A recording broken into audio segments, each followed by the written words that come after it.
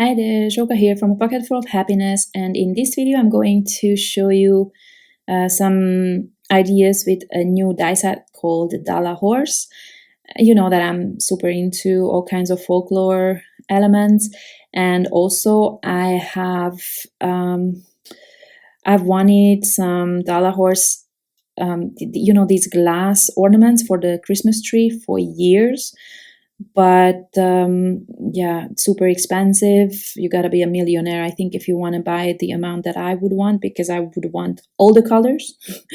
And so when my friend Martina suggested that I have a Dala horse die, I jumped on it. So that's how the idea came, and now I'm creating ornaments with it. But I don't know if I think I created like 9. Obviously, if you want to cover a whole tree, and especially like a big tree, then this will take you a long time to do.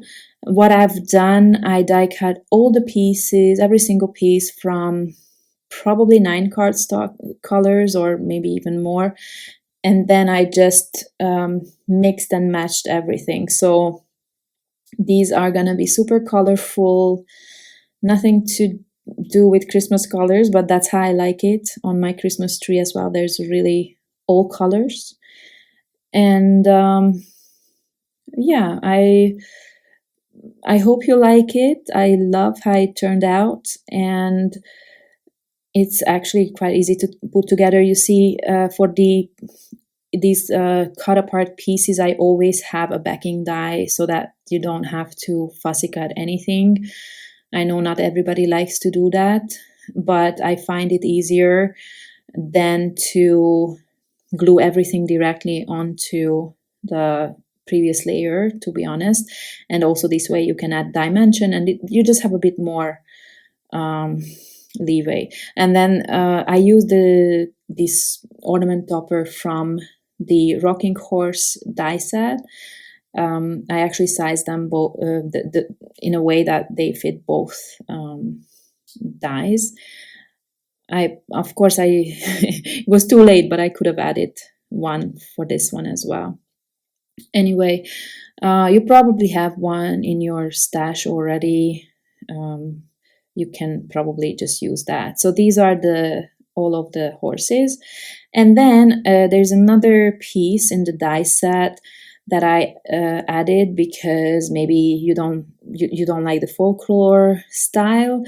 So this is more a geometric one, and I die cut this one from 5 different colors, and then I'm trying to create I'd say ombre look, but it's actually from several colors. So but like from lighter to dark was the original idea, but then of course when you have 5 different colors, and then the middle layer is going to be the same color, so you cannot do that. So in the end I'll just figure out some other way to use these pieces, but I'm only creating 3 versions, so I did have some leftovers, but basically you could create 5 looks, or like 5 horses at the same time. You could create them from some these don't even have to be Christmassy, right? You could create them from all kinds of colors. You could make them completely colorful, every piece from a different color. If you like mass producing, then you just die cut them from as many colors as you have pieces here.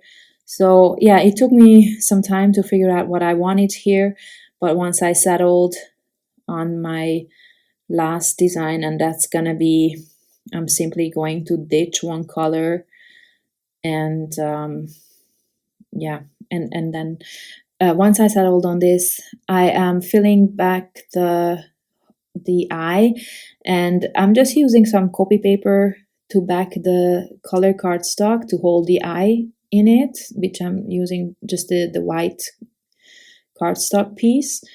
And then I am adding the second, well, onto the backing layer. So it's actually sturdy. And in the end, I actually, I don't remember if I added foam tape to it. I would assume I did, but let's wait and see. So I started gluing down the pieces at the top with the head, and then just went from there. If you,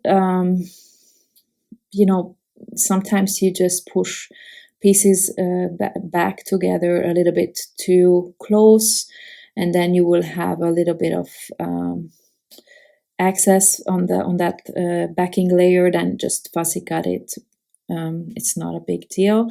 Now for my sentiments, I'm using the Something Christmassy die set from last year, and I will create the Christmas cheer sentiment because I thought it was a cheerful look to these horses. But obviously, I personally prefer the folklore style because it's, I don't know, I just love folklore elements. And